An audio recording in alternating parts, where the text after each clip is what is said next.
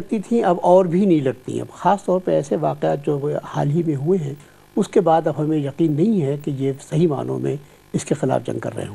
جی کاشف عباسی صاحب، آپ کو یہ تو پتہ ہوگا کہ حکومت جن ٹی وی اینکرز کو پسند نہیں کرتی اور یہ چاہتی ہے کہ ان کے پروگرام بند ہو جائیں، اس میں آپ کا نام بھی شامل ہے.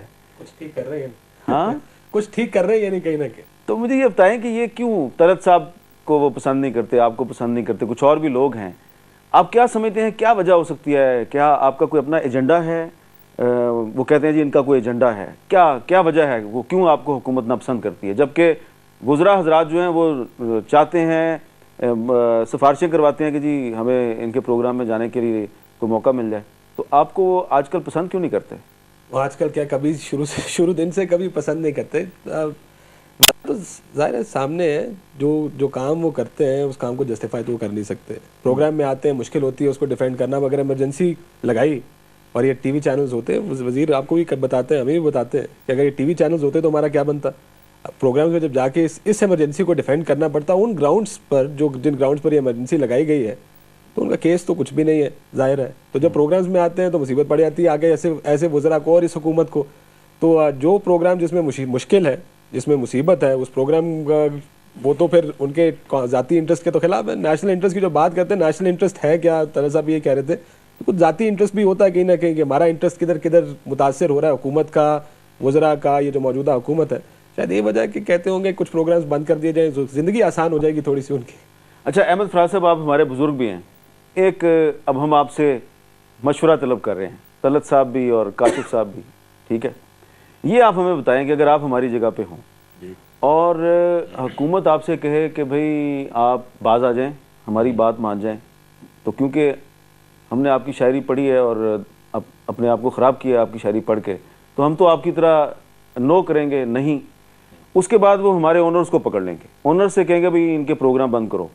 اگر پروگرام بند کرو گے تو پھر آپ کا چینل کھل جائے گا، یا پھر ان کو سمجھاؤ اور وہ ان کی بات مان لیتے ہیں.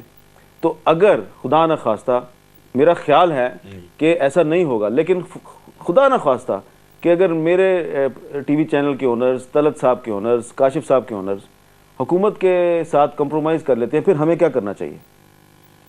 دیکھیں بات تو ضمیر کی ہے. آپ نے اب تک جو کہا تو ان اونرز کے کہنے پہ تو نہیں کیا اپنے طور پہ، اور جو سچی بات تھی وہی کہی. باقی اس سے پہلے میں ایک بات اور کہہ دوں کہ یہ جو ججز گئے ہیں، میں تو روز جاتا تھا دیکھنے کے لیے، سننے کے لیے کہ کیا آرگومنٹس ہو رہے ہیں. تو اندازہ ہو گیا تھا کہ بھئی کوئی کہتا ہے 4 جج ادھر ہیں، 5 ادھر ہیں، کوئی 7 ادھر ہیں، ادھر ہیں. لیکن میں ڈیٹیچ ہو کے سنتا رہا. میں کہتا تھا کہ یہ فیصلہ تقریباً ہو چکا ہے اور ججز ان کے خلاف، حکومت کے خلاف فیصلہ دے رہے ہیں، کم از کم جنرل مشرف کے خلاف. تو یہ ساری ایمرجنسی نہ آپ کی ٹی وی کے پہ پابندی لگانے کے لیے کی گئی، نہ میڈیا پہ لگائی کی وجہ سے، صرف ان ججوں کو ہٹانے کے لیے یہ سارا کھیل رچایا گیا. اب اس کی لپیٹ میں آپ بھی آئے، میں بھی آئے، دوسرے بھی آئے، یہ اپنی جگہ.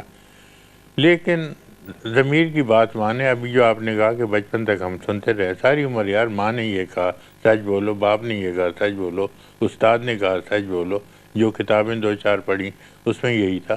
تو آج کیسے ہم اس عمر میں آ کے جھوٹ بولنا شروع کر دیں، خوشامد کرنی شروع کر دیں؟ یہ تمام جو لوگ ہیں ان کی ویکنیسز ہوں گی، ہر ایک کی ہوتی ہیں. کسی کے بچے کا بہانہ کریں گے، کوئی خاندان کا، بھوک کا، روٹی کا، نوکری کا، یہ سب بہانے ہوتے ہیں. اصل بات تو یہی ہوتی ہے کہ آپ کو اسی عہد میں وہ لوگ بھی زندہ رہ رہے ہیں جنہوں نے سچ کے لیے قربانیاں بھی دیں اور سچ کو اور کسی نے کہا بھی نہیں اور اپنے طور پہ خاموشی سے علیحدہ ہو گئے. لیکن جو حرص، ہوس اور خوشامد اور شو لکنگ تک یہ جائز ہے. کل ایک منسٹر سے میں نے ہوٹل میری وہ آئے تھے، وہ مجھے ملنے کے لیے. میں نے کہا میں تو اس سے ہاتھ بھی نہیں ملانا چاہتا جو اس حکومت کے ساتھ ہے اور جو فوج کے جرنیلوں کے ساتھ. فوج کا اور کام ہوتا ہے، ہر کوئی اپنا کام کرے. سرحدوں پہ تو لڑ نہیں سکتے، ہر جگہ شکست کھاتے ہیں. وہ ٹرائبل ایریا والے پکڑ کے لے جاتے ہیں ویپنز کے ساتھ ان کو، اور کچھ نہیں کر سکتے. یہاں ایک مسجد پہ دھاوا بول دیا تو جی بڑا کارنامہ کیا. اور میرا خیال ہے کہ ہم زندہ رہیں گے، یہ نہیں رہیں گے. آپ کا میڈیا بھی